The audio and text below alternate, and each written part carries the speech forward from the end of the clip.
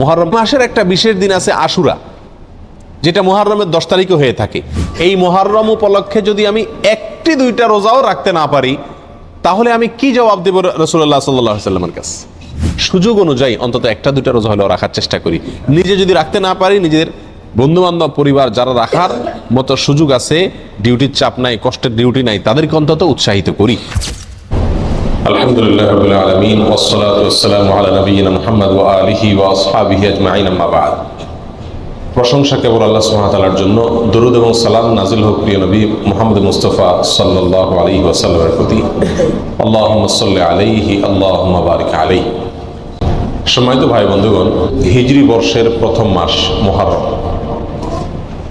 এই মুহররম মাস, এই মাসের কিছু জ্ঞাতব্য বিষয় আছে, এ মাসের কিছু তাৎপর্য আছে, এ মাসের কিছু করণীয় আছে, আবার কিছু বর্জনীয় কাজ আছে।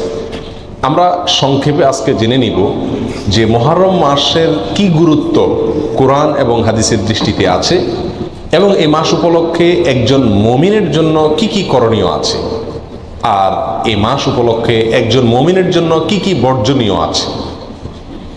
প্রথম কথা হলো, মুহররম মাস এটি হলো কোরআনে কারীমের সূরা তাওবার 36 নম্বর আয়াতে ঘোষিত বছরের 12 মাসের 4টি সম্মানিত মাসের অন্যতম। আল্লাহ সুবহানাহু ওয়া তাআলা কোরআনে কারীমে সূরা তাওবার 36 নম্বর আয়াতে ইরশাদ করেছেন, মিনহা আরবাআতুন হুরুম। বছরের যে 12টি মাস আছে, তার মধ্য থেকে 4টি মাস হলো সম্মানিত মাস, বিশেষ মর্যাদাপূর্ণ মাস। সেই 4টি মর্যাদাপূর্ণ মাসের ব্যাখ্যা, তার বিশ্লেষণ দিতে গিয়ে সহিহ বুখারীতে আবু বকর রাদিয়াল্লাহু তাআলা আনহু বর্ণিত হাদিসে নবী সাল্লাল্লাহু আলাইহি ওয়াসাল্লাম ইরশাদ করেছেন, সালাসুন মুতাওয়ালিয়াত। 3টি হলো ধারাবাহিক মাস। বছরের যে 4টি সম্মানিত মাস আছে, সেই সম্মানিত 4 মাসের মধ্যে 3 মাস হলো ধারাবাহিক, একটার পর একটা। সেই ধারাবাহিক 3টি মাসের শেষ মাস হলো এই মুহররম।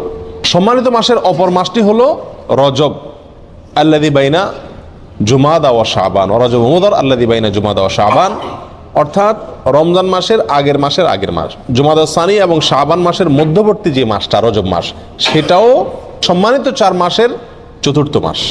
প্রিয় ভাইরা, আমরা প্রায় সময় বলে থাকি যে আল্লাহ সুবহানাহু ওয়া তাআলা বছরের 12টি মাসের মধ্যে 4টি মাসকে সম্মানিত ঘোষণা দিয়েছেন, মর্যাদাপূর্ণ মাস বলে ঘোষণা দিয়েছেন।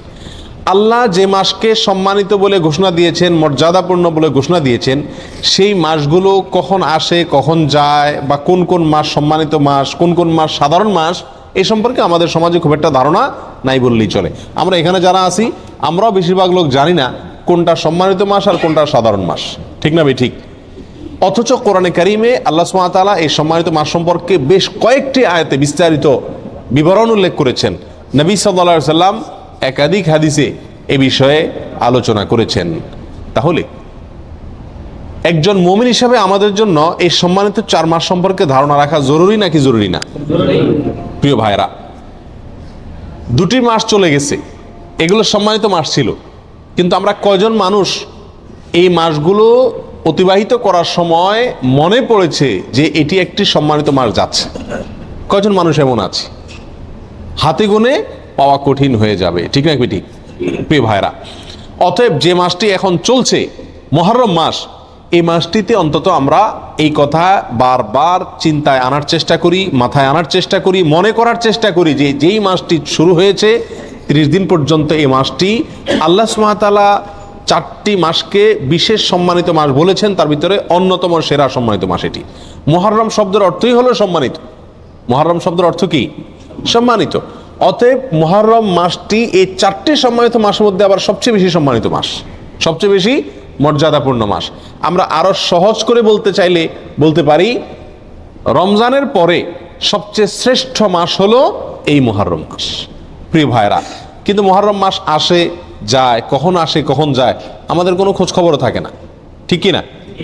একজন সম্মানিত মানুষ সামনে আসলে আমার চলাফেরার ভিতরে একটা পরিবর্তন হয় কি হয় না? আপনি হয়তো পাও মেলে বসে আছেন, আপনার শ্বশুর আসছেন, আপনার বাবা আসছেন, আপনার শিক্ষক আসছেন, মুরব্বী আসছেন, তো আপনি নড়ে চড়ে বসেন কিনা? সম্মানিত মাস আসছে, কিন্তু আমাদের ভিতরে কোনো নড়ে চড়ে বসা বসি নাই, আমরা আগে যেমন ছিলাম এ মাসেও তেমন আছি।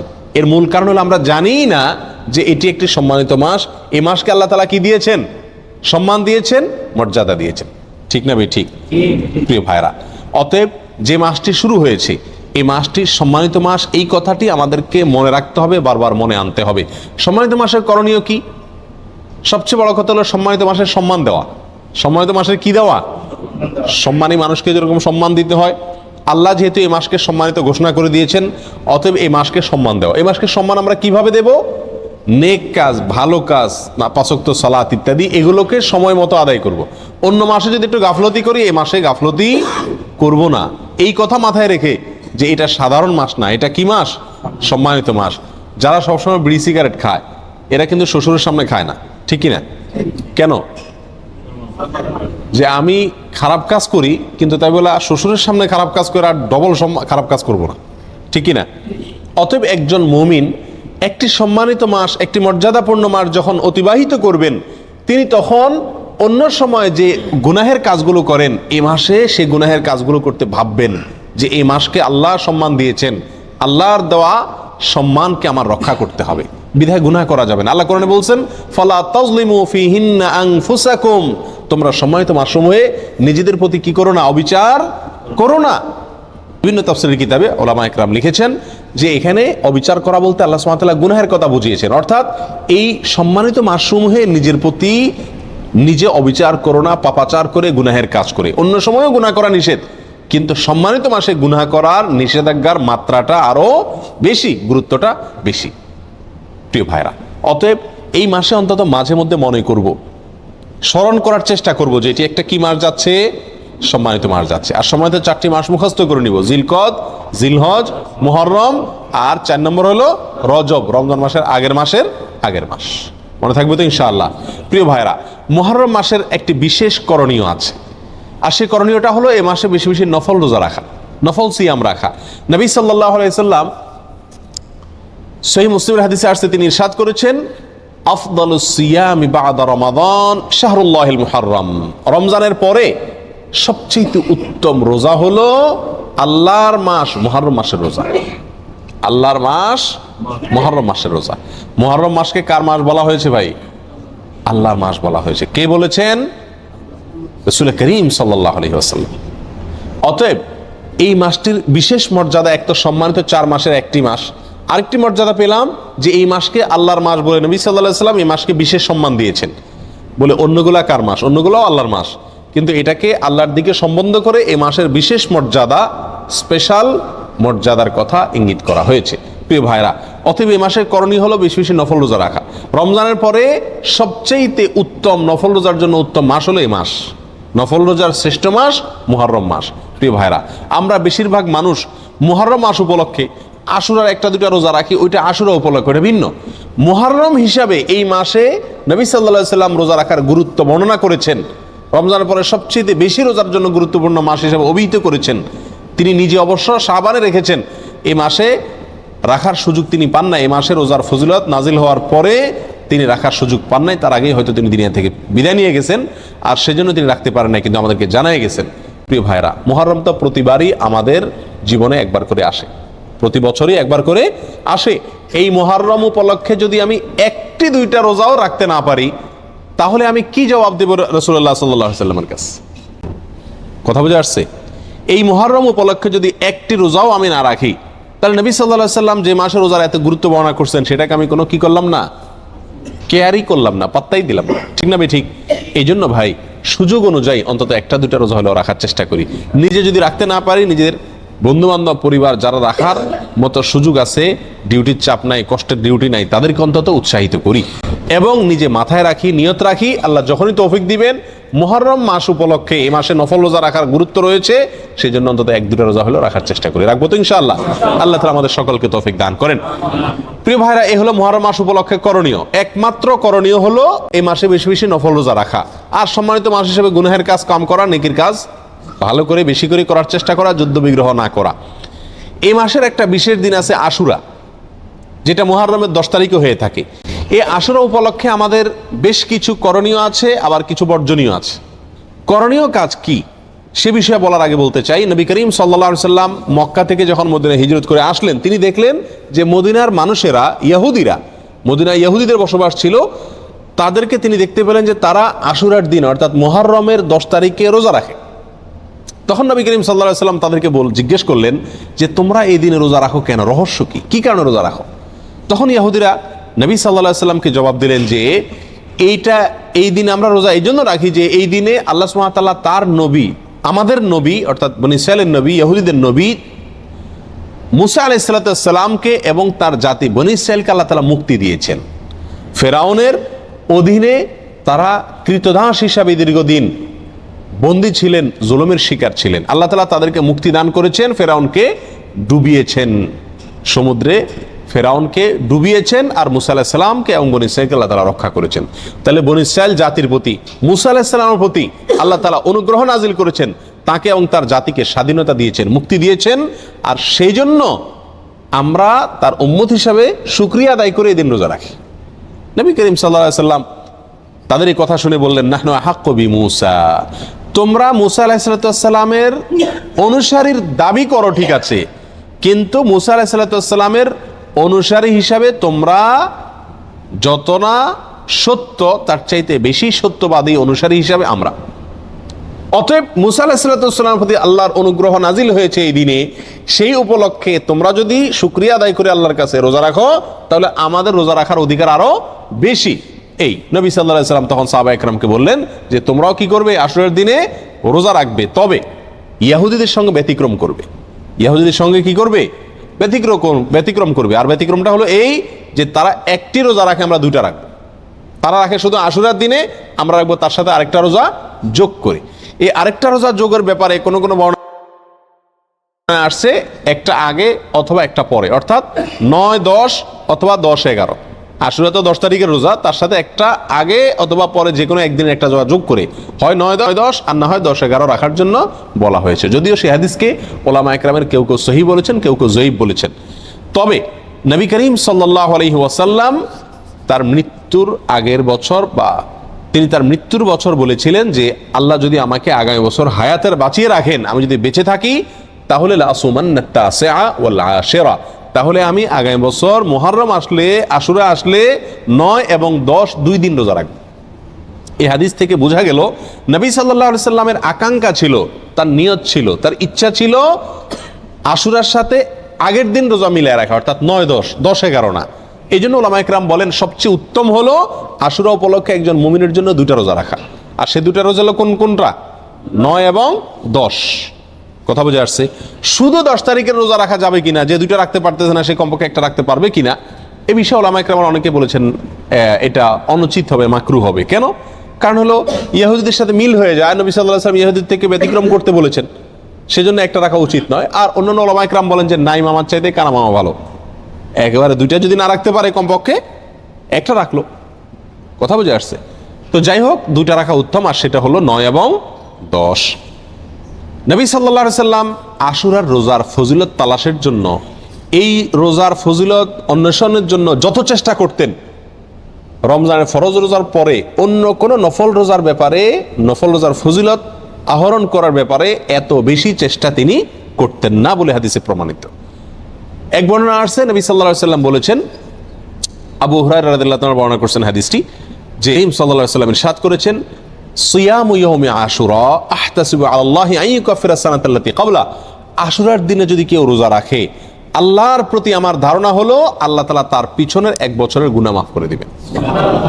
ছোট ছোট যে অপরাধগুলো হয়ে থাকে এগুলো আল্লাহ তাআলা মাফ করে দিবেন যদি কেউ কি রাখে, আশুরার রোজা রাখে। প্রিয় ভাইয়েরা, এই রোজার এত বেশি গুরুত্ব যে মদিনাতে সাহাবায়ে কেরাম ফরজ রোজা ছাড়া অন্য কোন নফল রোজার জন্য নিজের শিশুদেরকে রোজা রাখাইতেন না, বা রাখাইতেন বলে জানা যায় না, কিন্তু আশুরার রোজা তাদের ছোট ছোট শিশুদেরকে দিয়ে রাখাইতেন। এবং শুধু রাখাইতেন তা নয়, বাচ্চারা যাতে রোজাটা রাখতে পারে, যাতে ক্ষুধার তাড়নায় ভেঙে না ফেলে, সেজন্য তাদেরকে খেলনা ইত্যাদি দিয়ে ভুলায় রাখতেন।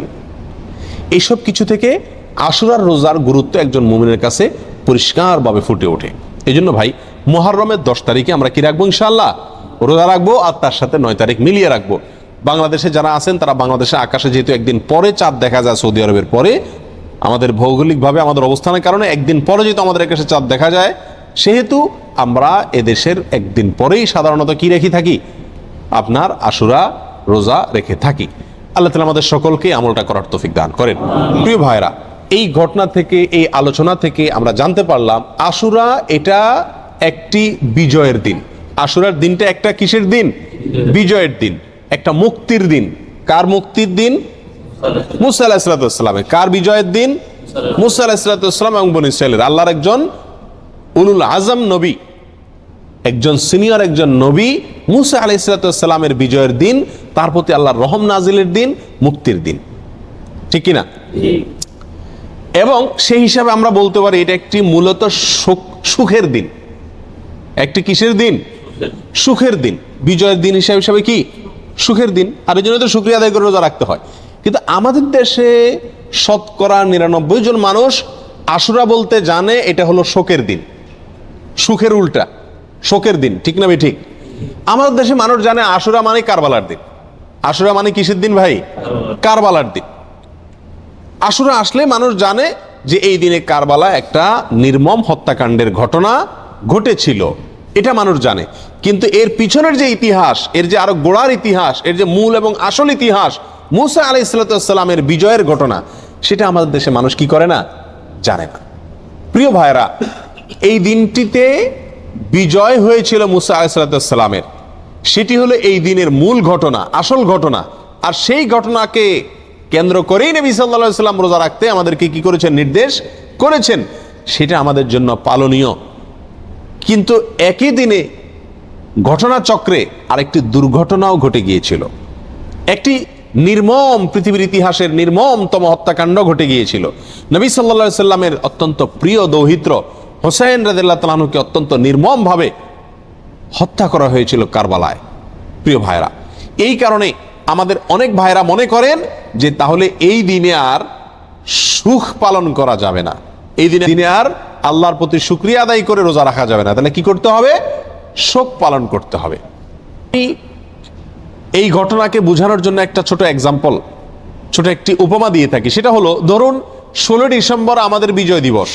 বাংলাদেশে মানুষকে আল্লাহ তাআলা বিজয় দান করেছেন 16 ডিসেম্বরে। 16 ডিসেম্বরের বিজয় দিবস মানে খুশির দিন, আনন্দের দিন, শুকরিয়া আদায় করার দিন। এই দিনে ঘটনাচক্রে যদি বিজয়ের ঘটনার বহু বছর পরে যদি এই দিনে কোনো দুর্ঘটনা ঘটে, কোনো বন্যা, প্লাবনে হাজার হাজার মানুষ মারা যায়, তাহলে কি এই দিনটা বিজয় দিবস পরিবর্তন হয়ে শোকের দিবস হয়ে যাবে? কখনো হবে? এটা সম্ভব কোনোদিন? বড়জোর এরকম হতে পারে, বিজয় দিবসের আলোচনা বা বিজয় দিবসটা আসলেই ওই দুর্ঘটনার পর থেকে যতবার বিজয় দিবস আসবে, বিজয় দিবসে আলোচনা আসবে, তখন মানুষের মনে পড়বে, মানুষ স্মরণ করবে, বলবে যে এটি আমাদের বিজয় দিবস, খুশির দিবস হলেও দুঃখজনকভাবে এই দিনে একটি বিচ্ছিন্ন দুর্ঘটনাও ঘটে গিয়েছিল, ঠিক না ভাই? ঠিক। কিন্তু এই দিনের আসল ঘটনা বিজয়কে ভুলে গিয়ে শোক পালন করা, এটা কোনোদিন হবে? যৌক্তিক হবে? হবে না। অতএব কারবালার যে ঘটনা ঘটেছিল সেটাও 10ই মুহররম ঘটেছিল, কিন্তু এই দিনে আসল যে ঘটনা ঘটেছে মুসা আলাইহিস সালামের বিজয়, সেটা কোনোদিন চাপা পড়ে যাওয়া এটা যুক্তিসঙ্গত নয়। বিধায় একজন মুমিন আশুরা আসলে সর্বপ্রথম তার মাথায় চলে যাবে কোন দিন? মুসা আলাইহিস সালামের বিজয়ের দিন। এরপরে পাশাপাশি একই দিনে যেহেতু আরেকটি নির্মম ঘটনা ঘটেছে, সেটাও তার মনে আসতে পারে। এবং সে উপলক্ষে হোসেন রাদিয়াল্লাহু তাআলা আনহু সহ তার পরিবারের সদস্যরা যারা নির্মমভাবে নিহত হয়েছিলেন, হত্যা করা হয়েছিল, তাদের জন্য আল্লাহ সুবহানাহু ওয়া তাআলার কাছে দোয়া করতে পারেন। যারা হত্যায় জড়িত ছিল তাদেরকে আল্লাহ সুবহানাহু ওয়া তাআলা পৃথিবীর ইতিহাসের নিকৃষ্টতম সাজা যেন তাদেরকে দেন, সেজন্য আল্লাহর কাছে আরজি পেশ করতে পারেন। কিন্তু তাই বলে আপনি কি করতে পারেন না?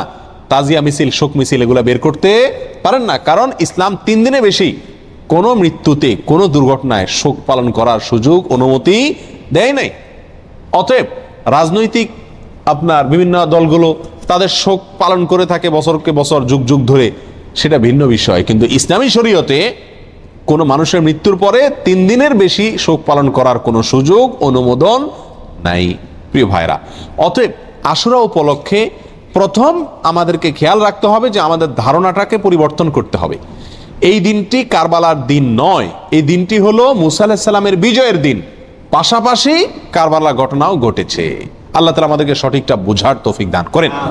প্রিয় ভাইয়েরা, এখন আমরা এই দিনে কি আসলে যেহেতু দুইটা ঘটনায় ঘটছে, কোনটাকে আমরা বড় করে দেখব?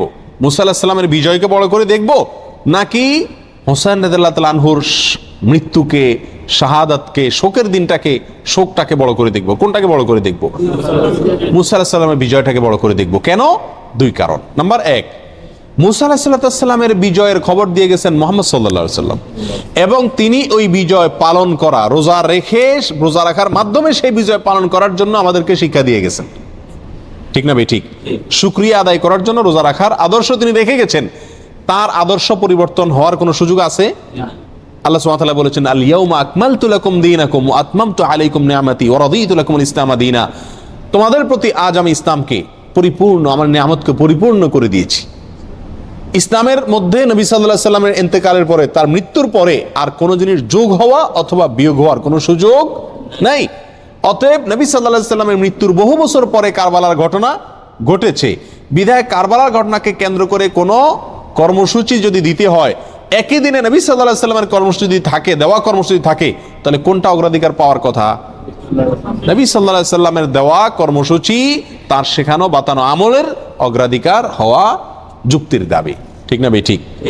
প্রিয় ভাইয়েরা, অতএব এই দিনে আমাদের যে ভুল একটি কালচার আমাদের সমাজে প্রচলিত আছে, সেটা হলো এই দিন উপলক্ষে আমাদের সমাজে সবচেয়ে বড় ভুল, এই দিন উপলক্ষে সবচেয়ে বড় ভুল হলো যে এই দিনটাকে আমরা মনে করি কারবালার দিন। এই দিনটার আসল ইতিহাসটাকে আমরা জানি না। প্রিয় ভাইরা, এর পিছনে আমাদের মিডিয়ার বিশাল বড় ভূমিকা। আমাদের দেশের যে সমস্ত মিডিয়া আছে, সেটা প্রিন্ট মিডিয়া হোক আর ইলেকট্রনিক মিডিয়া হোক, এই সব মিডিয়াগুলো সব সময় দেখবেন সুন্নাহকে কখনো এরা প্রচার করে না, সবসময় বেদাতকে ফলাও করে এবং প্রচার করে, সুন্নাহকে দমিয়ে রাখার চেষ্টা করে মিডিয়াগুলো। যেমন এই আশুরাকে কেন্দ্র করে আপনারা দেখবেন ঢাকা শহরের, পুরান ঢাকায়, মিরপুরে দুই একটা জায়গাতে 200, 150, 100 ছোট ছোট বাচ্চা পোলাপান, এরা তাজিয়া মিছিল, মানে শোক মিছিল বের করে, কারবালার ঘটনাকে স্মরণ করে আশুরার দিনে শোক মিছিল বের করে।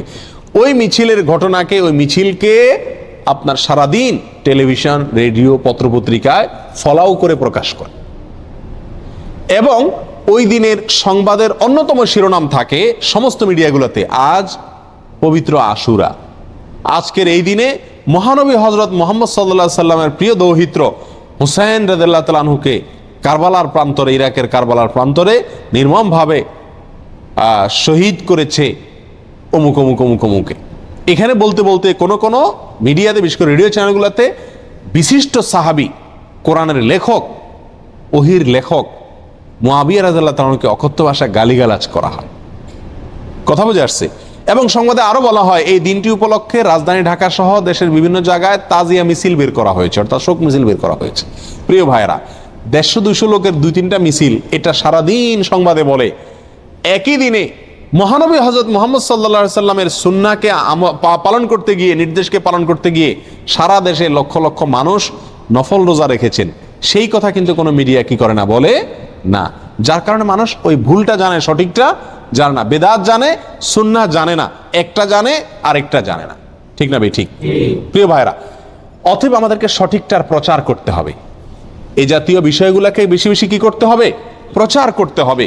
আজ মিডিয়াতে যদি এই দিনের মূল ঘটনা যেটি হাদিসে বর্ণিত হয়েছে সেটি যদি আসতো, পাশাপাশি কারবালা ঘটনাও আসতো, তাহলে সেটা কি ছিল না? দোষণীয় ছিল না। আল্লাহ তাআলা আমাদের সকলকে আশুরা উপলক্ষে যে সমস্ত ভুল ধারণা আছে, ভ্রান্ত ধারণা আছে, সেগুলোকে সংশোধন করবার তৌফিক দান করুন। আল্লাহ তাআলা আমাদের সকলকে আশুরা উপলক্ষে একমাত্র আমল হলো নফল রোজা রাখা। আর আমাদের তাজিয়া মিছিল যারা করে, তারা চাঁদা টাদা উঠায় ওই দিন ভালো করে আরো খিচুড়ি খায়। যেদিন হাদিসে নফল রোজা রাখতে বলছে, কানাই বন্ধ করতে বলছে, তারা ওই দিন আরো বেশি কি খায়? খিচুড়ি খায়। ডেক বসায় দেখবেন মনে মনে, এবং খিচুড়ি পাকায়, বিতরণ করে খায়। প্রিয় ভাইরা, এই দিনটি নফল রোজার দিন, এই দিনটি মুসা আলাইহিস সালামের বিজয়ের দিন, পাশাপাশি একটি নির্মম ঘটনার দিন। কোনো মুমিনের জন্য এটা কষ্টের কারণ না হয়ে থাকতে পারে না। নবী সাল্লাল্লাহু আলাইহি সাল্লামের প্রিয় নাতিকে নির্মমভাবে হত্যা করা হয়েছে সপরিবারে। এই ঘটনায় ব্যথিত না হয়ে কোনো মুমিন থাকতে পারে না। অথবা আমরা সকলেই ব্যথিত। আমরা আল্লাহর কাছে বিচার চাই হত্যাকারীদের, আল্লাহর কাছে মর্যাদা চাই নিহতদের। কিন্তু তাই বলে নবী সাল্লাল্লাহু আলাইহি সাল্লামের বাতানো আমল, আদর্শ, সুন্নাহ সেটা চাপা পড়ে যাবে, ভুলে যাব আমরা। এর চাইতে জুলুমের কথা, এর চাইতে অবিচারের কথা আর কিছুই হতে পারে না। আল্লাহ তাআলা আমাদের সকলকে মুহররম মাসের তাৎপর্য করণীয়, আশুরার তাৎপর্য করণীয়, ভুল ধারণাগুলোকে সংশোধন করবার এবং বর্জনীয় কাজগুলোকে ছাড়বার তৌফিক আল্লাহ তাআলা দান করুন। ওয়া আখিরু দাওয়ানা আনিল হামদুলিল্লাহি রাব্বিল আলামিন। আশুরা রোজার ফজিলত কি এবং এবছর আশুরা রোজা কবে রাখতে হবে? আশুরা রোজার ফজিলত সম্পর্কে আমরা সবাই কম বেশি জানি। নবী করিম সাল্লাল্লাহু আলাইহি সাল্লাম থেকে প্রসিদ্ধ হাদিস রয়েছে, সহিহ মুসলিমে বর্ণিত হয়েছে, আবু কাতাদা রাদিয়াল্লাহু তাআলা বর্ণনা করেছেন যে নবীজি ইরশাদ করেছেন, সিয়ামু ইয়াউমি আশুরা আহতাসিবু আল্লাহি আন ইউকাফিরাস সানাতাল্লাতী ক্বাবলাহ। আশুরার রোজার ব্যাপারে আল্লাহর প্রতি আমার ধারণা হলো যে এর মাধ্যমে 1 বছর পূর্বের গুনাহ আল্লাহ তাআলা মাফ করে দিবেন। এবং আশুরার এই রোজা এটা কতদিন যাবৎ পৃথিবীতে রাখা হচ্ছে, সেটার উত্তর হলো মুসা আলাইহিস সালামের সময় থেকে রাখা হচ্ছে। তার মানে কয়েক হাজার বছর ধরে এই আশুরার রোজা পৃথিবীতে রাখা হয়। এমন একটা ইবাদত যেটার ধারাবাহিকতা হাজার হাজার বছর। তো এই আশুরার রোজা রাখার গুরুত্ব অপরিসীম। সাহাবা ইকরাম নিজেরা তো রাখতেন, নিজেদের বাচ্চাদেরকে পর্যন্ত এই রোজা রাখতে উদ্বুদ্ধ করতেন, যারা রোজা রাখার মতো তাদেরকে, এবং সেই সাথে তাদেরকে খেলনা ইত্যাদি দিয়ে ভুলিয়ে রাখতেন। এটা ছিল নবী সাল্লাল্লাহু আলাইহি সাল্লামের, সাহাবা ইকরামের সুন্নাহ। সেজন্য আশুরা রোজা আমরা রাখার চেষ্টা করব ইনশাআল্লাহ। এই বছর আশুরা রোজা আমরা কখন রাখব, সেটার উত্তর হলো আজ বাংলাদেশে এবং এ অঞ্চলে যেহেতু একদিন পরে চাঁদ দেখা যায় মিডিল ইস্টের তুলনায়, শুক্রবার সন্ধ্যার পরেই 9 মুহররম শুরু হয়ে যাবে। আর আশুরা রোজার মধ্যে সবচেয়ে উত্তম হলো 9 এবং 10 মুহররম রোজা রাখা। 10 মুহররম আশুরার দিন, আশুরা মানেই হলো মুহররমের 10 তারিখ বা 10ম দিন, অতএব সেটা তো আছেই। সেটা আগামী রোববার মুহররমের 10 তারিখ হবে। শনিবার দিবাগত রাতে সারিখে আমরা মূল রোজা আশুরা রোজাটা রাখবো ইনশাআল্লাহ। আর সাথে 9 তারিখকে প্লাস করে রোজা রাখলে সেক্ষেত্রে আজকে দিবাগত রাতে আমাদেরকে সারি খেয়ে আগামীকালকে শনিবার রোজা রাখতে হবে, অর্থাৎ 9 এবং 10। তাহলে শুক্রবার দিবাগত রাত, আজ শুক্রবার দিবাগত রাতে আমরা সারি খেয়ে কালকে রোজা রাখবো ইনশাআল্লাহ। আবার আগামীকাল দিবাগত রাতে সারি খেয়ে তারপরের দিন রোজা রাখবো। তাতে 9 জিলহজ এবং 10 জিলহজ দুইটা রোজাই আদায় হয়ে যাবে ইনশাআল্লাহ। কারণ যদি কালকে রোজা রাখা সম্ভব না হয় তাহলে তিনি শনিবার দিবাগত রাতে খেয়ে রবিবার রোজা রাখবেন, সেটা হবে আশুরার মূল রোজা। আর রবিবার দিবাগত রাতে সারি খেয়ে সোমবার তিনি রোজা রাখবেন, তাতে হবে আপনার 11 জিলহজের রোজা। আর সোমবার তো সাপ্তাহিক নফল রোজা আছেই, সেক্ষেত্রে আমরা টানা 3টা রাখতে পারি। শুক্রবার দিবাগত রাত, শনিবার দিবাগত রাত, এই দুইটা আশুরা। আর রবিবার দিবাগত রাত হলো কিসের? সোমবারের সাপ্তাহিক নফল রোজা। তাহলে টানা 3টা রোজা হয়ে গেল। আর যদি কেউ একের ভিতর 2 চান, মানে শর্টকাটে, তাহলে সেক্ষেত্রে শনি আর রবি রাখলে রোববারেরটা ডাবল নিয়ত করতে পারেন। 11 মুহররম হিসাবে রোজা, আবার সোমবারের রোজা, দুইটা সবই একসাথে পাওয়া যাবে। আর যদি কেউ 3টা রাখেন তাহলে তার সব বেশি, এটা বলার অপেক্ষা রাখে না। অতএব আশুরা রোজাগুলো আমরা রাখার চেষ্টা করবো ইনশাআল্লাহ। এদিন আল্লাহ রাব্বুল আলামিন মুসা আলাইহিস সালামকে বিজয় দিয়েছেন, সত্যের বিজয় দিয়েছেন। আর অসত্য বা ফেরাউন বাহ্যিকভাবে শক্তিশালী মনে হলেও দীর্ঘদিন অহমিকার সুযোগ আল্লাহ তাআলা ছাড় দিয়ে একটা পর্যায়ে তাকে চরম পরিণতি বরণ করতে বাধ্য করেছেন। সেই ঐতিহাসিক দিন আল্লাহ নবী মুসা আলাইহিস সালাম সেটার জন্য আল্লাহর কাছে শুকরিয়া আদায় করে তিনি রোজা রেখেছেন, এবং তার অনুসরণে আমরাও রোজা রাখি। এবং ইহুদিদের রোজার চাইতে আমাদের রোজা যেন ভিন্নতর হয়, সেজন্য আমরা 2টা রোজা রাখি। এবং সেই 2টা রোজার ভিতরে সবচেয়ে উত্তম হয় 9-10, 9-10 না পারলে 10-11, এই 2টা ধাপের রোজা। আর যদি সেটার কোনোটাই সম্ভব না হয়, শুধু একটাই রাখতে পারে, তাহলে 10 তারিখের রোজাটাও রাখা যেতে পারে, যদি অনেক কোনো সেটাকে নিষেধ করেছেন।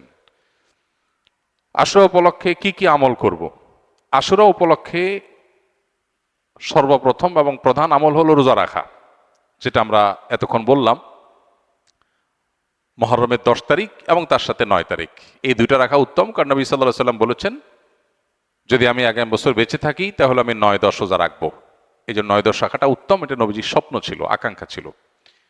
আর না হলে 10-11 রোজা রাখা, এটা হলো আশুরার প্রধান আমল। দ্বিতীয়ত, আশুরার এই দিবসের শিক্ষাটা গ্রহণ করা, এটা নিয়ে খুব বেশি আলোচনা হয় না। আলোচনা হয় শুধু আশুরার রোজা নিয়ে, ইতিহাসও আলোচনা হয়, কিন্তু আশুরার চেতনা কি, আশুরার শিক্ষা কি, আশুরা আমাদেরকে কি বার্তা দেয়, সেটা নিয়ে আলোচনা হয় না। সেটা আমরা আজকে আলোচনা করার চেষ্টা করেছি আলহামদুলিল্লাহ। অতএব আশুরা উপলক্ষে প্রতি বছরই আমাদের এই শিক্ষাটা ধারণ করা দরকার যে সত্যের বিজয় হবেই হবে, দুদিন আগে আর দুদিন পরে। আর অসত্য এবং বাতিল লাঞ্ছিত, অপমানিত, পরাজিত, নিমজ্জিত হবেই হবে, সেটাও 2 দিন আগে বা পরে। ফেরাউন শক্তিশালী ছিল, ফেরাউন ক্ষমতাবান ছিল, জালিম ছিল, তাই বলে তার পক্ষাবলম্বন সত্যের অনুসন্ধানে মানুষরা করে নাই। মুসা আলাইহিস সালাম দুর্বল ছিলেন, তার অনুসারী বনী ইসরাঈলও দুর্বল ছিলেন, তারা শোষিত ছিলেন, আর ফেরাউন শোষণকারী ছিল। এই দুইয়ের মধ্যে আল্লাহ তাআলা চূড়ান্ত হাসি, শেষ হাসি, চূড়ান্ত বিজয় এটা দান করেছেন কাকে? মুসা আলাইহিস সালামকে। অতএব সত্যের বিজয় হয় 2 দিন আগে আর পরে। এই চেতনা, এই শিক্ষা মাথায় রেখে যদি আমরা চলি, আমরা সত্যের সাথে থাকবো, সেটা দুর্বল হলেও সত্যের সাথে থাকবো, সংখ্যায় কম হলেও। আমি শুধুমাত্র শক্তি, সামর্থ্য, দল, গ্রুপ, মতাদর্শ এগুলো দেখে, জোয়ার দেখে আমি চলবো না, আমি আদর্শের ভিত্তিতে চলবো। এই শিক্ষাটা আমাদেরকে আসলে দিয়ে থাকে। অতএব সেই শিক্ষাটা আমরা ধারণ করার চেষ্টা করব ইনশাআল্লাহ।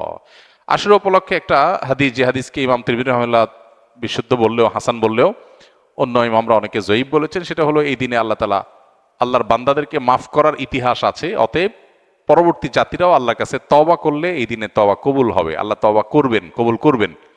তো সেই হাদিসের উপর ভিত্তি করে কেউ আল্লাহর কাছে এই দিনে ইস্তেগফার এবং তওবাও করতে পারে, যেহেতু নফল আমল, এটা চাইলে কেউ করতে পারে। আমরা অনেকে হয়তো আশুরার রোজা রাখি, আলহামদুলিল্লাহ, খুবই ভালো, এটা গুরুত্বপূর্ণ একটি সুন্নাহ, আমরা সেই জায়গায় আসবো। কিন্তু তার আগে আশুরার চেতনাটা কি, আশুরা কি কথা বলে আমাদের সাথে, আশুরা আমাদের কি বার্তা দেয়, সেটা আমরা খুব কম মানুষই গ্রহণ করি। পৃথিবীর সবচেয়ে বেশি ক্ষমতাধর দেশকে গোটা পৃথিবী সমীহ করে, সারসার বলে। দুর্বল দেশকে পারলে সবাই আগ্রাসন। একজন মুসলমান এর বিপরীতে তিনি আদর্শিক ভিত্তি এটাকে মাথায় রেখে, এটাকে সামনে রেখে তিনি তার পথ চলা নির্ধারণ করবেন। প্রতি বছর মুহররমের 10 তারিখ বা আশুরা আমাদেরকে সেই বার্তাটা দিয়ে যায়। ফেরাউনের উত্থান দেখে, তার শক্তি সামর্থ্য দেখে, তার অহংকার দেখে, তার দম্ভ দেখে, তার ক্ষমতার দাপট দেখে তার অনুসরণ করেছে লাখো লাখো মানুষ। কিন্তু আল্লাহ তাআলা তাকে নির্মম ভাবে, সকরুণ ভাবে পানিতে নিমজ্জিত করে তার অনুসারীদেরকে সহ সলিল সমাধি করেছেন। শুধু করেছেন তা নয়, কোরআনে আল্লাহ বলেছেন, ওয়াকাযালিকা নুনাজ্জিকা বিবাদানিকা লিতাকুনা লিমান খালফাকা আয়া। হে ফিরআউন, তোমার মতো এরকম পাপিষ্ঠকে, যে নিজেকে খোদা দাবি করে বসে আছো, তোমাকে ধ্বংস করার পর, তোমাকে নিমজ্জিত করে, লাঞ্ছিত করে সমুদ্রে শেষ করার পর, তোমার এই দেহকে আমি নষ্ট হতে দেব না, তোমার দেহকে আমি টিকিয়ে রাখবো, যাতে করে পৃথিবীতে তোমার পরে যারা আসবে তোমাকে দেখে তারা শিক্ষা গ্রহণ করে। এখন পৃথিবীতে মানুষের লাশ ফ্রিজ আপ করার বহু সিস্টেম আবিষ্কৃত হয়েছে, বের হয়েছে। একটা মানুষ মারা যাওয়ার পর তার লাশ রেখে দেওয়ার মতো বহু উপায় এখন আছে। কিন্তু আজ থেকে প্রায় কয়েক হাজার বছর আগে, কয়েক হাজার, শত না, কয়েক হাজার বছর আগে পৃথিবীতে মানুষের লাশ বছরকে বছর তো দূরের কথা, মাসকে মাস রাখারও কোনো প্রযুক্তি মানুষের কাছে ছিল না। আল্লাহ রাব্বুল আলামিন অলৌকিকভাবে ফেরাউনের লাশকে টিকিয়ে রেখেছেন। এখনো সেটা মিশরের পিরামিড জাদুঘরে আছে। কোরআন বলেছে 1450 বছর আগে তোমার লাশ এটাকে রেখে দেয়া হবে, যাতে করে পরবর্তীতে যারা আসবে পৃথিবীতে তারা শিক্ষা গ্রহণ করে এবং তারা যেন তাদের জীবনের গতিপথ ঠিক করে নেয়, তাদের আদর্শ যেন স্থির করতে পারে যে তারা কি তথাকথিত বিজয়ী শক্তি দেখে, পেশি শক্তি দেখে, টাকার জোট দেখেই শুধুমাত্র মানুষ দল ভিড়বে, বিভিন্ন গ্রুপে বিভক্ত হবে, গ্রুপের অনুসরণ করবে, নাকি তারা আদর্শিক ভিত্তিতে অগ্রসর হবে। এই করণীয়টা যাতে মানুষ নির্ধারণ করতে পারে, সেজন্য তোমার এই দেহকে রেখে দেওয়া হলো। ভাইরা আমার, প্রতি বছর কিন্তু আশুরা আসে, কিন্তু আশুরার এই চেতনা আমরা কয়জন মানুষ উপলব্ধি করার চেষ্টা করি। আমরা অনেকে হয়তো আশুরার রোজা রাখি, আলহামদুলিল্লাহ, খুবই ভালো, এটা গুরুত্বপূর্ণ একটি সুন্নাহ, আমরা সেই জায়গায় আসবো। কিন্তু তার আগে আশুরার চেতনাটা কি, আশুরা কি কথা বলে আমাদের সাথে, আশুরা আমাদের কি বার্তা দেয়, সেটা আমরা খুব কম মানুষই গ্রহণ করি। এই জন্য কোরআনে কারীম যদি আপনি তেলাওয়াত করেন, আপনি অবাক হবেন, কোরআনের পাতায় পাতায় আল্লাহ তাআলা বলেছেন, কালিলাম মা তাযাক্কারুন আফালা তাআকিলুন। তোমরা কি একটু ভাবো না? তোমরা কি এই সমস্ত ঘটনা থেকে শিক্ষা গ্রহণ করো না? তোমাদের খুব অল্প সংখ্যক মানুষ আছে যারা উপদেশ গ্রহণ করে। প্রিয় ভাইরা আমার, অতএব শুধু আশুরার নফল সিয়াম বা সুন্নাহ রোজা রাখাই নয়, আশুরার যে চেতনা আছে, আশুরার যে শিক্ষা আছে, সেটা আমাদের জীবনে ধারণ করতে হবে, আমাদের সমাজে সেটার চর্চা করতে হবে। শুধুমাত্র শক্তি আর পাওয়ার দেখে অগ্রসর হওয়া নয়, আমাদের অগ্রসর হতে হবে কি দেখে? আদর্শ দেখে। একজন মানুষ, তিনি মাজলুম, তিনি জুলুমের শিকার, কিন্তু তিনি দুর্বল, তার পক্ষে গেলে আমার তেমন কোনো লাভ হবে না, কিন্তু আমি জানি তিনি মাজলুম, তাহলে আমাকে তার পক্ষ অবলম্বন করতে হবে। একজন মানুষ, তার অনেক কিছু আছে, তারা সবাই বাহবা করে দেয়, তার মাথায় সবাই তেল দেয়, তাকে সবাই স্যার বলে, তাকে সবাই দাওয়াত করে, আদর করে। যদি আদর্শিক ভিত্তি তার দুর্বল থাকে, তো আপনি তাকে ইগনোর করা হলো আশুরার শিক্ষা। আদর্শিক ভিত্তি যদি কারোর শক্তিশালী থাকে, তাহলে তাকে আপনি রেসপেক্ট করা হলো আশুরার শিক্ষা। আমাদের সমাজে এক সময় সৎ মানুষের কিছু মূল্য ছিল। একজন স্কুল শিক্ষক রিটায়ারমেন্টে চলে গেছেন, তাকে দেখলে সমাজের সব মানুষ শ্রদ্ধা করত, সম্মান করত। এখন এই সমস্ত সৎ মানুষের কোনো খাওয়া এই সমাজে নেই। বিশাল বাড়ি করেছেন, বিশাল অট্টালিকা করেছেন, অনেক ব্যাংক ব্যালেন্স করেছেন, অনেক ব্যবসা বাণিজ্য করেছেন, সবাই আপনাকে বলবে বাহ বাহ মাশাআল্লাহ, কিন্তু আপনি কিছু করতে পারেন নাই। সরকারি অনেক বড় কর্মকর্তা ছিলেন, যেহেতু 2 নম্বর টাকা কামাই করেন নাই, সৎ ছিলেন, এই জন্য কিছুই করতে পারেন নাই। কোন রকম একটা মাথা গোজার ঠাঁই আছে হয়তো, আপনাকে কেউ দাম দিবে না, পাত্তা দিবে না। আপনি পাওয়ারে আছেন, সবাই আপনাকে জি হুজুর করবে, পাওয়ারে নাই, আপনারা কেউ বেল দিবে না। এটা একটা অসুস্থ সমাজের চিত্র। এই জন্য এই সমাজ থেকে ভালো মানুষ তৈরি হয় না। প্রত্যেকটা মানুষ দিন দিন অনেক বেশি অপরাধ প্রবণ, অনেক বেশি অন্যায়ের দিকে অগ্রসর হয়ে উঠছে, কারণ সত্যের কোনো মর্যাদা মূল্য এই সমাজে নেই।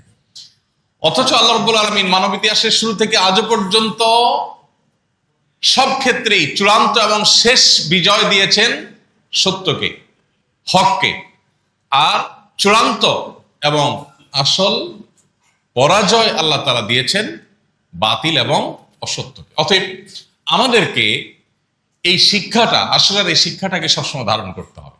আশুরার সর্বশেষ ঘটনা, মুহররমের 10 তারিখের ইসলামের ইতিহাসের সবচেয়ে বড় ঘটনা যেটি কারবালায় ঘটেছে, সেই ঘটনাকেও যদি আমরা অ্যানালাইসিস করি, আপাত দৃষ্টিতে ইয়াজিদ বা তার অনুসারীরা হয়তো মনে করেছে যে তারা বিজয়ী হয়ে গেছে। হোসাইন রাদিয়াল্লাহু তাআলা আনহু সপরিবারে নির্মমভাবে শাহাদাত বরণ করেছেন।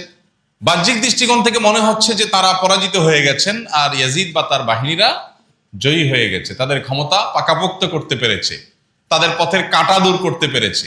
বাহ্যিক দৃষ্টিকোণ থেকে সেটাই মনে হয়েছে, তাই না? কিন্তু বাস্তবতা কি?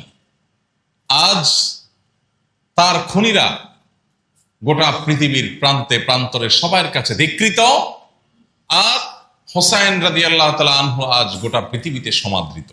হোসাইন রাদিয়াল্লাহু তাআলা আনহু সঠিক আদর্শের উপরে থাকার কারণে, অন্যায়ের বিরুদ্ধে বলিষ্ঠ অবস্থান নেওয়ার কারণে, নিজের জীবন পরিবার সবকিছুকে বিসর্জন দেওয়ার কারণে আজ তিনি মরেও অমর হয়ে আছেন।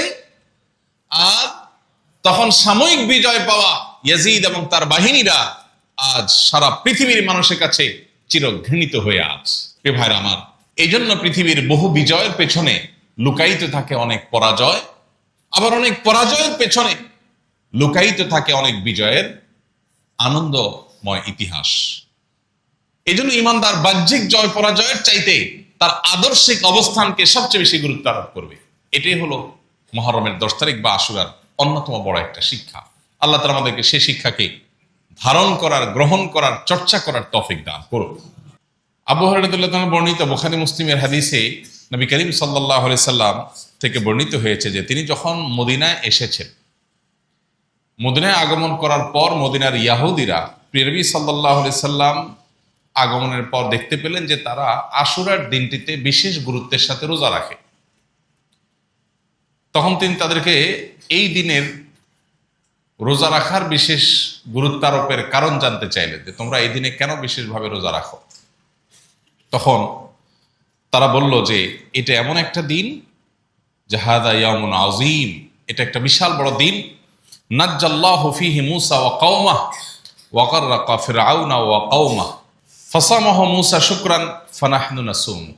তারা বলল যে এই দিনটি একটা বিশাল ফজিলতপূর্ণ দিন, কারণ এই দিনে আল্লাহ তাআলা মূসা আলাইহিস সালাম এবং তার অনুসারীদেরকে অলৌকিকভাবে পানির পথ অতিক্রম করবার তৌফিক দিয়ে তাদেরকে মুক্তি দান করেছেন, আর একই নদে আল্লাহ তাআলা ফেরাউনকে এবং তার অনুসারীদেরকে ডুবিয়ে শেষ করে দিয়েছেন।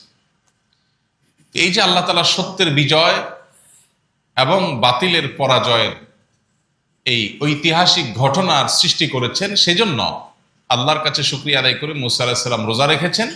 আমরাও তার অনুকরণে, তার অনুসরণে রোজা রাখি। তখন নবী করিম সাল্লাল্লাহু আলাইহি ওয়াসাল্লাম বলেছেন, ফানাহনু আহাক্কু বিমূসা মিনকুম ফাসামাহু রাসূলুল্লাহ সাল্লাল্লাহু আলাইহি ওয়াসাল্লাম ওয়া আমারা বিসিয়ামি। এরপর নবী সাল্লাল্লাহু আলাইহি ওয়াসাল্লাম বললেন, তোমরা মূসা আলাইহিস সালামের অনুসরণের ব্যাপারে যতটা সিরিয়াস বা মূসা আলাইহিস সালামের অনুসারী দাবিদার হিসাবে তোমরা যতটা সত্যিকারের অনুসারী, আমরা তার চেয়ে বেশি। সো আমরা এই দিনটিকে আরো বিশেষ গুরুত্বের সাথে রোজা রাখবো। এরপর নবী সাল্লাল্লাহু আলাইহি ওয়াসাল্লাম এই দিন রোজা রাখলেন। এই ঘটনা কম বেশি আমরা সবাই জানি, ইতিপূর্বে আমরা হয়তো অনেকেই বারবার শুনেছি। এর বাইরেও আশুরার এই দিনটিতে, মুহররমের এই দিনটিতে ঐতিহাসিক অনেক ঘটনা ঘটেছে। এর মধ্যে অনেক ঘটনা বিভিন্ন বর্ণনায় উঠে এসেছে, সেগুলো বিশুদ্ধ সূত্রে বর্ণিত হয়েছে। আবার অনেক ঘটনা বিশুদ্ধ সূত্রে বর্ণিত হয়নি, সেগুলোর বর্ণনা নিয়ে নানান আপত্তি আছে। এই দিনের সর্বশেষ ইসলামের ইতিহাসের বড় ঘটনা হলো 61 হিজরিতে কারবালার ময়দানে ঘটে যাওয়া ঘটনা, যেখানে প্রিয় নবী সাল্লাল্লাহু আলাইহি সাল্লামের প্রিয় কলিজার টুকরা দৌহিত্র হুসাইন রাদিয়াল্লাহু তাআলা আনহু সপরিবারে ইয়াজিদের মতো নিষ্ঠুর, জালেম, পাপিষ্ঠ, খুনি এবং তার অনুসারীদের হাতে নির্মমভাবে শাহাদাত বরণ করেছে। অর্থাৎ যেই দিনটি আসলে ঐতিহাসিকভাবে একটি আনন্দের দিন ছিল, একটি বিজয়ের দিন ছিল, নবী সাল্লাল্লাহু আলাইহি সাল্লামের দুনিয়া থেকে বিয়োগের পর 61 হিজরি সনে ইরাকের কারবালা নামক জায়গায় সেই দিনটিতে একটি বেদনাদায়ক ঘটনাও ঘটে গেছে। অর্থাৎ একটা ঐতিহাসিক বিজয় দিনে একটি বেদনাবিদুর ঘটনাও ঘটে গেছে। এ হলো মুহররম এর 10 তারিখ তথা আশুরার একেবারে সংক্ষিপ্ত তাৎপর্যের কারণ। কারবালার এই ঘটনা, যেটি 61 হিজরি সনে ঘটেছে, এই ঘটনার কারণে গোটা পৃথিবীতে এমন কোনো মুসলমান থাকতে পারে না যে মুসলমান ব্যথিত নয়, যে মুসলমানের হৃদয়ে রক্তক্ষরণ হওয়ার কথা নয়। যে হাসান হোসেন রাদিয়াল্লাহু তাআলা আনহুমাকে নবী করিম সাল্লাল্লাহু আলাইহি সাল্লাম নিজের নাতি হিসেবে, জান্নাতি যুবকদের সর্দার হিসেবে, বহু কল্যাণের অগ্রদূত হিসেবে নবী করিম সাল্লাল্লাহু আলাইহি সাল্লাম যাদেরকে অনেক স্নেহ করতেন, মমতা দিতেন, আদর করতেন, যাদের বিভিন্ন মর্যাদা বর্ণনা রয়েছে, তাদেরকে যদি কোনো জালিম, কোনো ক্ষমতালোভী, কোনো পাপিষ্ঠ, কোনো ফ্যাসিস্ট যদি নির্মমভাবে সপরিবারে হত্যা করে, খুন করে, তাহলে সেই ঘটনায় মুসলমান হিসেবে আমরা সবাই ব্যথিত। আমাদের প্রিয় নবী সাল্লাল্লাহু আলাইহি সাল্লাম যদি বেঁচে থাকতেন আর তার জীবদ্দশা যদি তার নাতির সাথে এরকম আচরণ করা হতো, নিশ্চয়ই তিনি অনেক কষ্ট পেতেন। তো আমরা মুসলমান হিসেবে আমরাও সেই ঘটনায় ব্যথা পাবো, কষ্ট পাবো, সেটাই স্বাভাবিক। এর পাশাপাশি মুহররমের 10 তারিখ বা আশুরাকে কেন্দ্র করে আমাদের বেশ কিছু বিষয় জানার আছে, শেখার আছে, বোঝার আছে।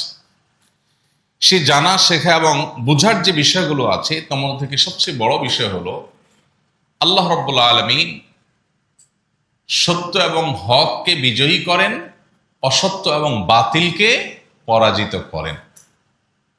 এটা আল্লাহ তাআলার অমোঘ বিধান, এটা আল্লাহ তাআলার চিরাচরিত নিয়ম। মানব ইতিহাসের শুরু থেকে আজও পর্যন্ত কোনো বাতিলকে আল্লাহ তাআলা চূড়ান্ত সুখ পেতে দেননি। সাময়িক ছাড় দিয়েছেন, সাময়িক সুখ দিয়েছেন।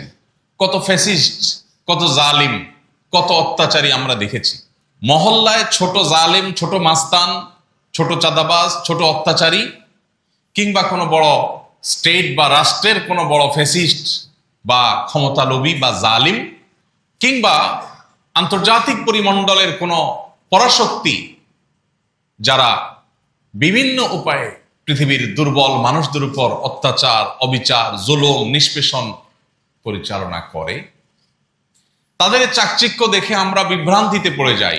প্রতি বছর মুহররমের 10 তারিখ আশুরা এসে আমাদের বিবেকে করাঘাত করে, জেগে উঠো, ঘুমিয়ে থেকো না, তোমার ভুল ভাঙো। তুমি যেটাকে চাকচিক্যময় বিজয় ভাবছ, তার পেছনে লুকায়িত আছে নির্মম পরাজয়ের ঘটনা। আজকের পৃথিবী, যে পৃথিবীকে আমরা সভ্য পৃথিবী মনে করি, দাবি করি, যে পৃথিবীকে আমরা অনেক মানবিক পৃথিবী মনে করি, এই পৃথিবীরও নির্মম কালো অধ্যায় আমাদের কম বেশি জানা থাকার কথা। পৃথিবীর সবচাইতে মূল্যবান, নানাবিধ সম্পদে ভরা মহাদেশ সবচেয়ে বেশি দরিদ্র পীড়িত। কেন? কারণ পৃথিবীর উন্নত অংশের মানুষেরা তাদেরকে নিষ্পেষণ করে খাচ্ছে, লুটে নিয়ে যাচ্ছে। এই পৃথিবীটাই আবার মানবতার, মানবাধিকারের, সভ্যতার, আধুনিকতার নানামুখী লেবাস পরে আমাদের সামনে আবির্ভূত হয়। আমরাও সেগুলাকে বাহ বাহ বলে ওয়েলকাম করি। মুহররমের 10 তারিখ আশুরা এসে আমাদেরকে জানায়, তোমরা যেটাকে বাহ্যিকভাবে বিজয়ী শক্তি মনে করছ, যদি আদর্শিকভাবে তারা ভুল পথে থাকে, বিশ্বাসগতভাবে তারা যদি ভ্রান্তির পথে থাকে, তো আজকের চাকচিক্যময় তথাকথিত বিজয়ের বেশে থাকা এই শক্তি ফেরাউনের শক্তির মতো এক সময় নির্মম পরাজয়ের গ্লানিতে ডুবে যাবে। মানুষ হিসেবে আমাদের প্রকৃতিগতভাবে আমাদের প্রবণতা হলো আমরা বিজয়ী ব্যক্তিকে ওয়েলকাম করতে পছন্দ করি এবং বিজয়ী ব্যক্তি, বিজয়ী শক্তি এগুলোর সাথে থাকতে আমরা স্বাচ্ছন্দ্য বোধ করি। তার আদর্শিক জায়গাটাকে আমরা খুব বেশি মূল্য দিতে জানি না। এটা সমাজের সর্বত্র কম বেশি এই রোগ, এই ব্যাধি ছড়িয়ে আছে। আমরা যদি একেবারে একটা ছোট মহল্লার মসজিদ থেকে শুরু করি, একটা মসজিদ করবার সময় বা মসজিদ পরিচালনা করবার সময় আমরা কয়জন মসজিদ এলাকাতে এরকম বা কয়জন মানুষ এরকম পাবো যারা বিভিন্ন মসজিদকে কেন্দ্র করে সমাজের ভালো মানুষগুলোকে খুঁজে আনে যে মসজিদ পরিচালনা করবে। একটা ছোট্ট এলাকাতে একজন প্রতিনিধি নির্বাচন হবে, আদর্শিকভাবে একজন সৎ নিষ্ঠাবান মানুষকে মূল্য দেয়া হয় কয়টা সমাজে? আপনি দেখবেন ভালো মানুষের ভাত নাই। ভালো মানুষের ভাত নাই। কেন ভাত নাই? কারণ তার শক্তি নেই, কারণ তার টাকা নেই, কারণ তার পাওয়ার নেই। মানুষ তাকে রেসপেক্ট করে না। মুহররমকে কেন্দ্র করে, মুহররমের 10 তারিখকে কেন্দ্র করে, আশুরার দিনকে কেন্দ্র করে আমাদের যে করণীয় আছে, আমাদের যে বর্জনীয় আছে, সে বিষয়গুলোর দিকে আমরা একটু যাই। মুহররমের 10 তারিখ বা আশুরার এই দিনটিকে কেন্দ্র করে সবচেয়ে বড় এবং প্রধান করণীয় হলো আশুরার রোজা রাখা। এটা আমরা সবাই কম বেশি জানি আলহামদুলিল্লাহ। এমনিতেই রমজানের পরে নফল রোজা রাখার জন্য সবচেয়ে আদর্শ মাস হলো মুহররমের রোজা। নবী করিম সাল্লাল্লাহু আলাইহি ওয়াসাল্লাম বলেছেন, আফদালুস সিয়ামি বা'দা রমাদান শাহরুল্লাহিল মুহররম। রমজানের পর সবচেয়ে উত্তম রোজা হলো আল্লাহর মাস মুহররম মাসের রোজা। ওয়া আফদালুস সালাতি বা'দাল ফরিদাতি সালাতুল লাইল। আর 5 ওয়াক্ত ফরজ নামাজের পরে সবচেয়ে উত্তম নামাজ হলো ভোর রাতের তাহাজ্জুদের নামাজ। 5 ওয়াক্ত ফরজ নামাজের পরে যেরকম সবচেয়ে শ্রেষ্ঠ নামাজ তাহাজ্জুদ, এরকম রমজানের রোজার পরে সবচেয়ে শ্রেষ্ঠ রোজা হলো মুহররম মাসের রোজা। এই জন্য এই মাসে আমাদের বেশি বেশি এমনিতেই রোজা রাখতে হবে। নবী করিম সাল্লাল্লাহু আলাইহি সাল্লামকে জিজ্ঞাসা করা হয়েছিল, একজন সাহাবী জিজ্ঞাসা করেছেন তাকে যে, আল্লাহ রাসূল, রমজানের পরে যদি আমি কোনো মাসে রোজা রাখতে চাই, আপনি আমাকে কি সাজেস্ট করবেন? তখন নবীজি বলেছেন, ইন কুনতা সাইমান বা'দা শাহরি রমাদান ফাসুমিল মুহররম। তুমি যদি রমজানের পরে কোনো মাস রোজা রাখতে চাও, তাহলে মুহররম মাসটাতে বেশি বেশি রোজা রাখবে। কেন? ফাইন্নাহু শাহরুল্লাহ, কারণ সেটা কার মাস? আল্লাহর মাস। এ মাস সম্পর্কে এই রোজা রাখার বিষয়টি বিভিন্ন হাদিসে বর্ণিত হয়েছে। অতএব এই মাসে আমরা নফল রোজা তো রাখবোই, আর স্পেশালি এ মাসের আশুরার দিনকে কেন্দ্র করে আমাদেরকে রোজা রাখতে হবে। আশুরার দিনকে রোজা আমরা রাখবো যে সেই রাখার ক্ষেত্রে নবী করিম সাল্লাল্লাহু আলাইহি ওয়াসাল্লামের সুন্নাহ হলো একটি নয় বরং দুটি রোজা রাখা। আশুরার রোজা কয়টি হবে? দুইটি হবে। আশুরার মূল রোজা যেটা, সেটা তো মুহররমের 10 তারিখ আছেই, তার সাথে আরো একটা রোজা প্লাস করতে হবে, হয় 9 তারিখ আর না হয় 11 তারিখ। কেন? সেটাও আমাদের জানার মতো একটা বিষয়, গুরুত্বপূর্ণ বিষয়।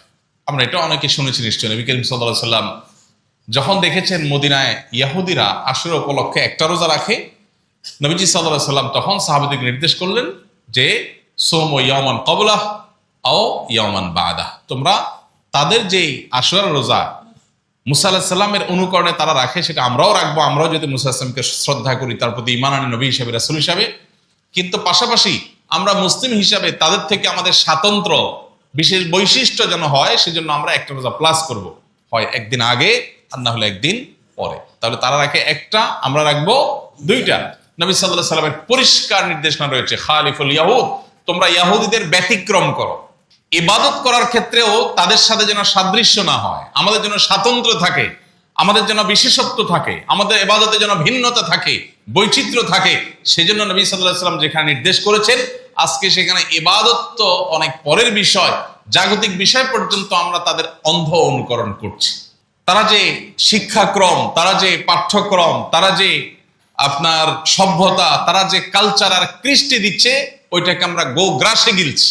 ওদের কাছ থেকে যদি আপাত দৃষ্টিতে একেবারে চকচকা ভালো কিছু আমরা পাই, সেটাকেও মুসলমান হিসেবে আমাদের পরখ করে দেখতে হবে এবং সেটার মধ্যে আমাদের বিকল্প কোনো পথ খুঁজে বের করার চেষ্টা আমাদের করতে হবে। আজ আমরা তাদের অন্ধ অনুকরণ করছি, ইহুদি খ্রিস্টানদের অন্ধ অনুকরণে আমরা শেষ হয়ে যাচ্ছি। তো রোজার ক্ষেত্রে নবী সাল্লাল্লাহু আলাইহি ওয়াসাল্লাম যেখানে তাদের থেকে পার্থক্য রাখতে বলেছেন, তাদের ব্যতিক্রম করতে বলেছেন, সেখানে জাগতিক বিষয়ে, দুনিয়াবী বিষয়ে তাদের অনুসরণ করা কত বেশি ভয়াবহ হতে পারে। এই জন্য আমাদের সর্বপ্রথম করণীয় হবে আশুরার রোজা রাখা। আশুরার রোজার 3টা স্তর আছে। তার আগে আশুরার রোজার মর্যাদা সম্পর্কে আরেকটু আমরা বলি। হাদিসটা আমরা শুনেছি, আবু কাতাদা রাদিয়াল্লাহু আনহু যিনি বর্ণনা করেছেন, সহিহ মুসলিমে রয়েছে। নবী সাল্লাল্লাহু আলাইহি ওয়াসাল্লাম বলেছেন, সিয়াম ইয়াউমি আশুরা আহতাসিবু আলাল্লাহি আন ইউকাফিরা সানাতাল্লাতী ক্বাবলা। আশুরার রোজা এটা পূর্বের 1 বছরের গুনাহ মাফ করে দিবে। অর্থাৎ আশুরার রোজা রাখলে বিগত 1 বছরের ছোটখাটো সগীরা যে গুনাহগুলো আমাদের অনিচ্ছাকৃতভাবে, অজান্তে, নানাভাবে হয়ে গেছে, সেই ছোটখাটো গুনাহগুলো আল্লাহ তাআলা মাফ করে দিবেন এই একটি রোজার মাধ্যমে। এবং এই রোজা রাখার 3টা স্তর আছে। আশুরার রোজার কয়টা স্তর আছে? 3টা স্তর আছে। সবচেয়ে উত্তম, সবচেয়ে আপার ক্লাসের আশুরার রোজা হলো 9 এবং 10 জিলহজ রোজা রাখা। 9 এবং 10 জিলহজ, এটা হলো সবচেয়ে উত্তম। কেন? কারণ নবী করিম সাল্লাল্লাহু আলাইহি ওয়াসাল্লাম বলেছেন, যদি আমি আগামী বছর বেঁচে থাকি, লা আসুমান্না তাসিআ ওয়াল আশির, তাহলে আমি মুহররমের 9 এবং 10 এই 2 দিন রোজা রাখবো। এটা নবীজি সাল্লাল্লাহু আলাইহি ওয়াসাল্লাম বলেছেন। বর্ণনাকারী সাহাবী বলছেন, এই হাদিসটি বলার পর নবী সাল্লাল্লাহু আলাইহি ওয়াসাল্লাম পরবর্তী বছর মুহররম আসার আগেই দুনিয়া থেকে চলে গেছে, তিনি আর হায়াত পান নাই। তো এই যে নবী সাল্লাল্লাহু আলাইহি ওয়াসাল্লাম তার আকাঙ্ক্ষা ব্যক্ত করেছেন যে আমি সামনে বেঁচে থাকলে 9-10 রাখবো, এখান থেকে বোঝা যায় যে 9-10 এবং 10-11 মধ্যে উত্তম হলো 9-10 রাখা, এটা সবচেয়ে ভালো। যদি কোনো কারণে 9-10 কারো রাখা সম্ভব না হয়, তাহলে তিনি দ্বিতীয় পর্যায়ের আশুরা রোজা রাখবেন, সেটা হলো 10 এবং 11। আর যদি সেটাও সম্ভব না হয়, কারো শুধু একটা রাখতে পারে, তাহলে শুধু আশুরার দিনটি রাখবে কিনা এটা নিয়ে আমাদের মধ্যে মত পার্থক্য আছে। এটা 3 নম্বর স্তর। অনেক ওলামা ইকরাম বলেছেন যে একেবারে নাইমাম হচ্ছে কেন ভালো, 2টার দিকেও রাখতে কোনোভাবে না পারে, তাহলে শুধু আশুরা রাখবে। আবার অনেক ওলামা বলেছেন যে নবী সাল্লাল্লাহু আলাইহি ওয়াসাল্লাম যেহেতু ইহুদিদের সাথে এই ব্যাপারে রোজা রাখার ক্ষেত্রে তাদের চেয়ে ভিন্ন কিছু করতে বলেছেন, অতএব পারলে 2টা রাখবেন, না পারলে দরকার নেই, তাদের অনুকরণ যেন না হয়। তাহলে মোট 3টা স্তর আমরা পাইলাম। সেই হিসাবে এই বছর আমরা আশুরার রোজা রাখবো কবে? আজ যেহেতু মুহররমের 8 তারিখ, অতএব আজকে সূর্য ডুবার সঙ্গে সঙ্গেই মুহররমের 9 তারিখ শুরু হয়ে যাবে। মুহররমের 9 তারিখ শুরু হওয়া মানে হলো আগামীকালকে আমরা রোজা রাখবো, আর পরের দিন অর্থাৎ রবিবার আমরা রোজা রাখবো। তাহলে সেক্ষেত্রে আজকে সাহারি খেয়ে কালকে রোজা রাখতে হবে, এটা হলো 9 মুহররম। আর কালকে দিবাগত রাতে সাহারি খেয়ে তারপর দিন রোজা রাখতে হবে, সেটা হবে 10ই মুহররম, অর্থাৎ রবিবার হবে আশুরার রোজা। সাহাবা একরাম এই রোজাগুলো এত গুরুত্বের সাথে রাখতেন যে নিজেরা তো রাখতেন, বাচ্চাদেরকে সাধারণত নফল রোজা রাখার জন্য নির্দেশ দিতেন না, কিন্তু আশুরার রোজা বাচ্চাদেরকে দিয়েও রাখাতেন, বাচ্চাদেরকেও আশুরার রোজা রাখার জন্য উদ্বুদ্ধ করতেন। হাজার হাজার বছর ধরে চলে আসা, সেই মুসা আলাইহিস সালামের সময় থেকে চলে আসা গুরুত্বপূর্ণ একটি ইবাদত হলো এই আশুরার রোজা। প্রত্যেকেরই রোজা রাখার চেষ্টা করা উচিত। আল্লাহ আমাদের সবাইকে সেই তৌফিক দান করুন। তাহলে আশুরা উপলক্ষে প্রথম করণীয় রোজা রাখা, সেই সম্পর্কে আমরা জানলাম। দ্বিতীয় করণীয় হলো একটি হাদিস, যে হাদিসের সনদকে অনেক মুহাদ্দিসগণ যায়িফ বলেছেন, আল্লামা আলবানী, আল্লামা আহমদ শাকির রাহিমাহুল্লাহ সহ অনেক মুহাদ্দিসগণ যায়িফ বলেছেন, আবার ইমাম তিরমিজি রাহমাতুল্লাহ আলাইহি সেটাকে হাসান বা গ্রহণযোগ্য বলেছেন। সে হাদিসটি হলো যে এই দিনে পূর্বের বিভিন্ন জাতিকে আল্লাহ তাআলা ক্ষমা করেছেন, তাদের তওবা কবুল করেছেন, এবং পরবর্তীতে যারা আসবে তাদের তওবা কবুল হবে। এই হাদিসের ভিত্তিতে এই দিন উপলক্ষে আল্লাহর কাছে তওবা করা, ইস্তেগফার করা, ক্ষমা প্রার্থনা করা, আল্লাহর দিকে ফিরে আসা, এটা তাৎপর্য বা গুরুত্ব বুঝে আসে। আশুরাকে কেন্দ্র করে অনেক বর্জনীয় বিষয় আছে, অনেক বিদআত আমাদের সমাজে প্রচলিত আছে। আপনারা বিশেষ করে সোশ্যাল মিডিয়া খুললেই দেখবেন, এমনকি মূলধারা মিডিয়াগুলোতেও চোখ বুলালেই আপনারা দেখতে পাবেন যে আশুরাকে কেন্দ্র করে এমন অনেক কর্মকাণ্ড হয়ে থাকে যেগুলোর সাথে কোরআন বা সুন্নাহর কোনো সম্পর্ক নাই। আমরা যখন কোনো ফসলের ক্ষেত চাষ করি, ফসল চাষ করি কোনো ক্ষেতে, ফসলের ক্ষেতের দিকে তাকালে আমরা দেখি সেখানে ফসল শুধু হয় না, সাথে আগাছাও হয়। আমাদের কাজ হলো ফসলগুলোকে জিইয়ে রাখা আর আগাছাগুলোকে পরিষ্কার করে ফেলে দেওয়া। ঠিক একইভাবে যে কোনো ইবাদতকে ঘিরে কোরআন এবং সুন্নাহ থেকে একেবারে নির্দেশিত আমল যেমন আমাদের সামনে আছে, ঠিক একইভাবে অনেক বেদাতও আমাদের সামনে চলে আসে। এই বেদাতগুলোর ব্যাপারে আমাদের কি থাকতে হবে? সতর্ক এবং সাবধান থাকতে হবে। আশুরাকে কেন্দ্র করে প্রচলিত যে বেদাতগুলো আছে, এর মধ্যে সবচেয়ে বড় বেদাত হলো কারবালার ঘটনাকে কেন্দ্র করে, যেই ঘটনার জন্য আমরা প্রত্যেকটা মানুষ ব্যথিত, এটা আমাদের ঈমানের দাবি, কিন্তু সেটাকে কেন্দ্র করে এই শত শত বছর অতিক্রম হওয়ার পরও, হাজারো বছর অতিক্রম করার পরও এখনো পর্যন্ত সেটাকে কেন্দ্র করে নানান উপায়ে শোক পালন করা। নবী করিম সাল্লাল্লাহু আলাইহি সাল্লাম পরিষ্কারভাবে বলেছেন 3 দিনের পর কোনো শোক পালন জায়েজ নয়। কয় দিনের পর? 3 দিনের পর।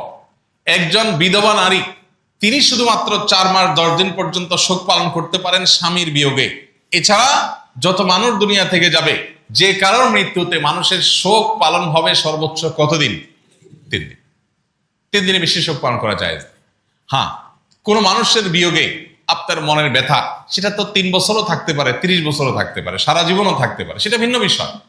ব্যথা থাকা এক জিনিস, ব্যথার কারণে তাকে স্মরণ করা সেটা এক জিনিস, আর শোক পালনের আনুষ্ঠানিকতা আরেক জিনিস। এই জন্য নবী করিম সাল্লাল্লাহু আলাইহি ওয়াসাল্লাম প্রিয় দৌহিত্রের এই নির্মম মৃত্যুকে কেন্দ্র করে যে শোক পালনের প্রথা আমাদের সমাজে প্রচলিত আছে, বিশেষ করে শিয়া সম্প্রদায়ের মধ্যে এটা নিয়ে যত বাড়াবাড়ি সীমালঙ্ঘন আছে, সেগুলো আমাদেরকে বর্জন করতে হবে, কারণ সেগুলো কোনোটাই নবী সাল্লাল্লাহু আলাইহি ওয়াসাল্লাম আমাদেরকে নির্দেশ করে জানেন। আগাছা এবং ফসল দেখতে একরকমই মনে হয়, তাই না? ধান খেতে যে আগাছা হয়, সে আগাছাগুলো দেখতে ধান গাছের সাথেই মিলে যায়, মিশে যায়, একরকম দেখা যায় প্রায়, কিন্তু সেগুলোকে ফেলে দিতে হয়। ঠিক একইভাবে বেদাতগুলোকে আমাদের জীবন থেকে আমাদের ছুঁড়ে ফেলে দিতে হবে, সুন্নাহকে আমাদের আঁকড়ে ধরতে হবে। নবীজি আশুরার রোজা রাখতে বলেছেন, আমরা আশুরার রোজা রাখবো। নবীজি আমাদেরকে শোক পালন করতে বলেন নাই, তাজিয়া মিছিল বের করতে বলেন নাই, অতএব সেগুলো আমরা করব। এই দিনকে কেন্দ্র করে নানান আপনার কর্মকীর্তি আমাদের সমাজে হয়ে থাকে। লাল ডেক চড়ানো হয় মুহররমকে কেন্দ্র করে, আপনারা জানেন। অনেক এলাকার দেখা যাচ্ছে বিহারি প্রধান এলাকাগুলোতে একটু বেশি হয়, শিয়া প্রধান এলাকা থাকলে সেখানে একটু বেশি হয়। চাঁদা টান্দা তুলে তারা ধুমধামে খায়। যে আশুরার দিনে নবীজি সাল্লাল্লাহু আলাইহি ওয়াসাল্লাম রোজা রাখতে বলেছেন, ওই দিন তারা চাঁদা তুলে আরো বিরিয়ানি খায়।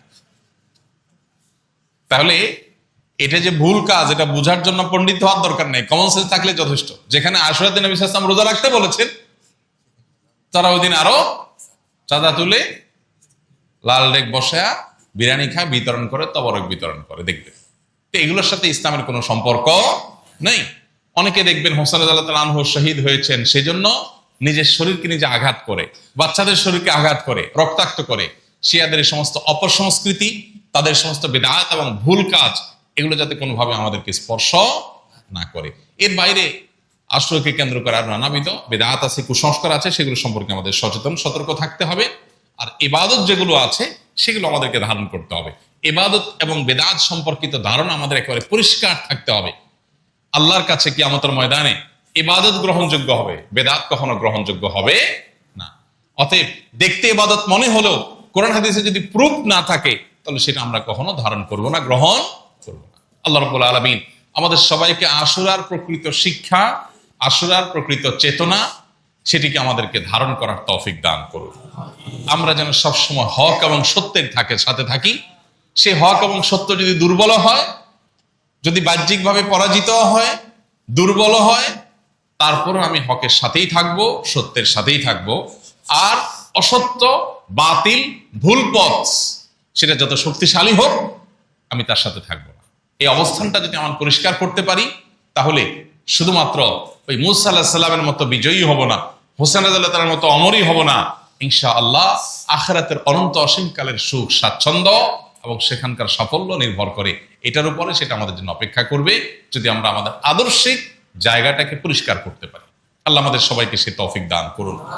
স্রোত এবং গড্ডালিকার যে প্রবাহ, সেটার বিপরীতে আদর্শের উপরে চলার এই মানসিকতা আজ পৃথিবীতে বড় বিরল হয়ে গেছে। আছে সমাজে আলহামদুলিল্লাহ অনেক মানুষ আছে আদর্শবান, নীতিবান, তারা স্রোতের তালে গা ভাসায় না, তারা স্রোতের বিপরীতে চলে। সবাই একদিকে, কিন্তু তার বিবেক বলছে না এটা ভুল পথ, সে যায় না সেদিকে। এই যে স্বল্প সংখ্যক মানুষ, এরাই কিন্তু জান্নাতি হবে। জান্নাত কিন্তু মূলধারার মূল স্রোতের মানুষ জান্নাতে যাবে না। জান্নাতে যাওয়ার সংখ্যা কম, জাহান্নামে যাওয়া মানুষের সংখ্যা বেশি। সমাজের সবাই একদিক ছুটে, আপনিও সেদিকে ছুটছেন, আদর্শ দেখা দেখি নাই, তাহলে আপনি ভুল পথে আছেন।